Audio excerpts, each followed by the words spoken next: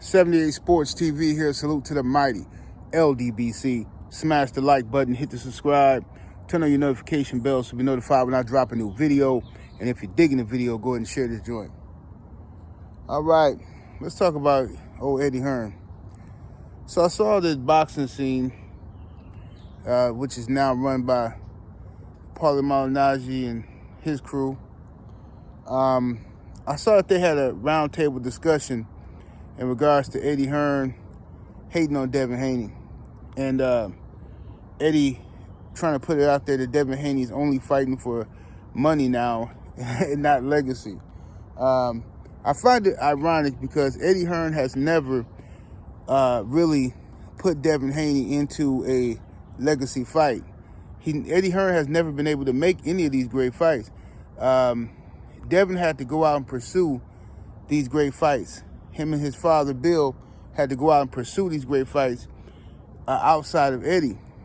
Because Eddie, being the stubborn person that he is, Eddie himself admitted that if it was up to him, Devin Haney would have never been undisputed. Even though Devin was with Eddie, right? Well, he was working with him.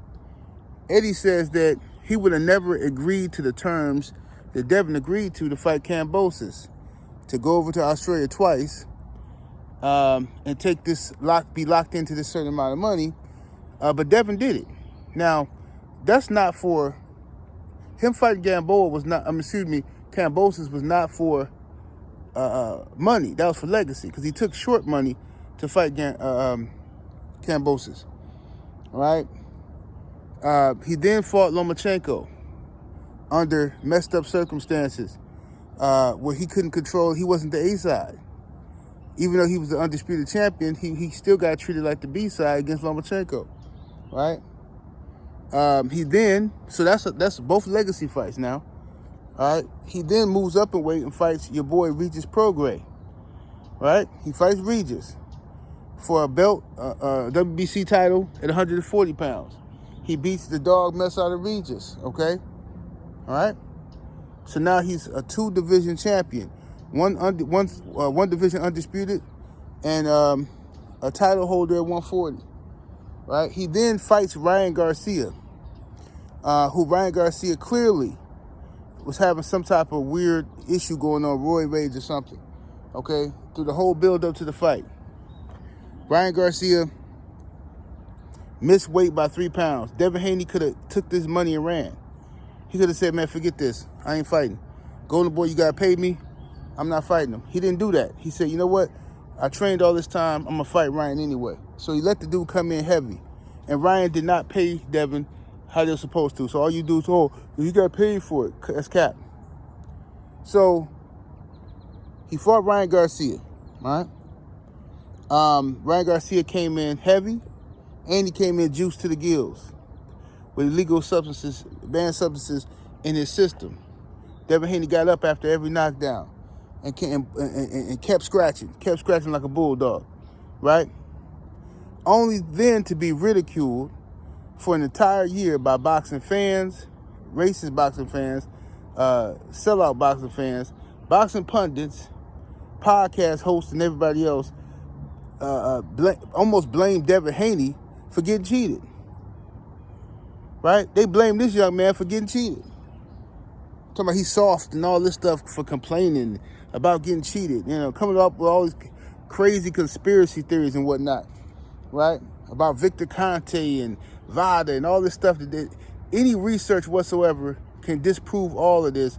But people online, this new generation, bro, I'm telling you, bro, it's like the more information they have access to, the dumber they become. But anyway, so after all of that, he comes back and he fights on Riyadh season. He fights a former unified 140-pound champion, Jose Ramirez. He outboxes Ramirez. Ramirez doesn't win a round. Ramirez can't cut off the ring. Ramirez has to have his feet set. Ramirez has to have his feet set to throw punches. Devin and Bill recognized this, and they came out with a beautiful strategy to never let Ramirez set his feet.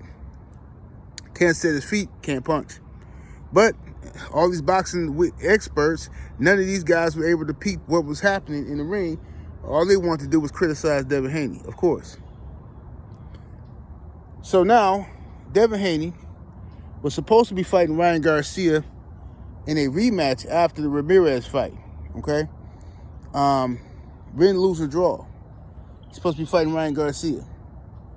He won his fight. Ryan Garcia laid the egg. He lost to Rolly Romero, right? Ryan got knocked down in that fight and then didn't throw no punches, was scared to engage with Rolly Romero after that. Now, at that point, when Ryan refused to fight Devin Haney, he said he wanted to take some time off, blah, blah, blah. So Ryan ducked the rematch, period. He ducked it. So Devin Haney and Bill Haney put out a list, still up on their social media, when they named like 10 guys who they are willing to fight next, right? Their wish list, basically, their hit list. That list was given to Turki Al-Sheikh and said, hey, man, we can't get Ryan. We'll take anybody on this list if you can make the fight. Turki went to work. Him and his team went to work contacting the people on the list, trying to make the fight. Brian Norman was one of the people on the list. Brian Norman is a 147-pound WBO champion, okay, at welterweight. This will give Devin Haney the opportunity to fight for his third weight class championship, something that Devin Haney desires greatly. So then the fight gets made. Then the fake narrative comes out that Devin Haney doesn't really want to fight Brian Norman. Bill Haney doesn't really want the Brian Norman fight. Like, listen, you don't have to do this boogeyman scenario here. You can't do it. I know y'all don't like Devin Haney, but I'm not finna let y'all sit here and make up lies about this kid. If he put the man's name on the list and told Turki to go make any of these fights happen, and then Turki makes the fight, now y'all talking about, oh, Devin don't really want it. Oh, he don't really want it. This is a way for y'all to keep from giving this kid props for being a warrior. See what I'm saying? Because the guys who y'all respect would never do something like this. The guys y'all respect would never fight a guy like Brian Norman. And y'all have gotten used to, boxing has gotten y'all used to watching these ducks and watching these cowards maneuver. And that's what Eddie Hearn is doing. Eddie Hearn, first of all, let's just go back. I skipped some steps here. Eddie Hearn, who was in charge of Jerron Boots Ennis, right? Turki Al-Sheikh offered Jerron Boots Ennis the Devin Haney fight at 147. Boots turned the fight down and said he'll fight Devin Haney at catchweight at 152. Now, mind you, Devin has never fought at 147 before, so why would he then go up to 152 to fight Jerron Boots Ennis? Somebody seasoned Ennis. That's ridiculous. So Ennis is under a lot of criticism now for seemingly to be picking and choosing his opponents. How y'all doing? So he's under fire for that, right? And that's what it seems like, and I think that's what it is. I think Jerron Boots Ennis is picking and choosing his opponents. Turki Al-Sheikh got frustrated with him because Jerron Boots Ennis turned down the Teofimo Lopez fight, and he turned down the Devin Haney fight, and it appears he turned down the Brian Norman fight. So Eddie Hearn is totally fine with that.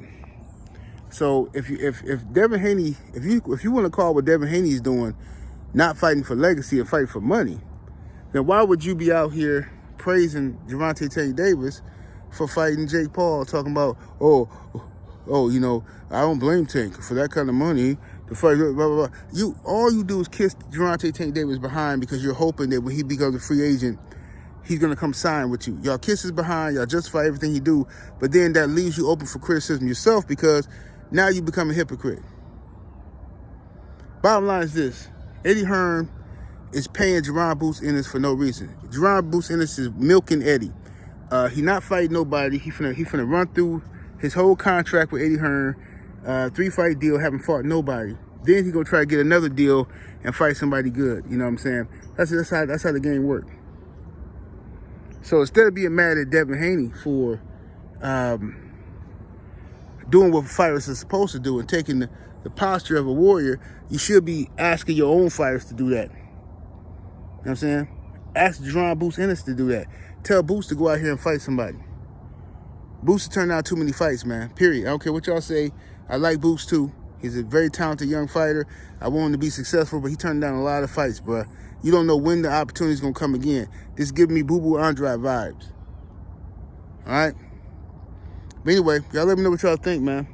Is Devin Haney fighting Brian Norman a legacy fight or a money fight? Y'all let me know this. And keep it real. If you come in my page just lying and feel the hate, man, I'm just going to block you. Get off my page, bro. 70 Sports TV. Salute to the mighty ODBC.